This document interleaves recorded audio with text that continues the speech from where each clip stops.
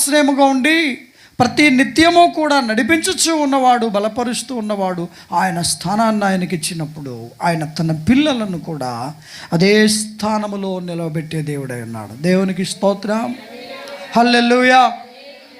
దేవుడు తన పిల్లల విషయంలో శ్రద్ధ తీసుకున్నటువంటి శ్రద్ధ ఈ ప్రపంచంలో మరి ఎవ్వరూ కూడా అంత శ్రద్ధ తీసుకోలేరు.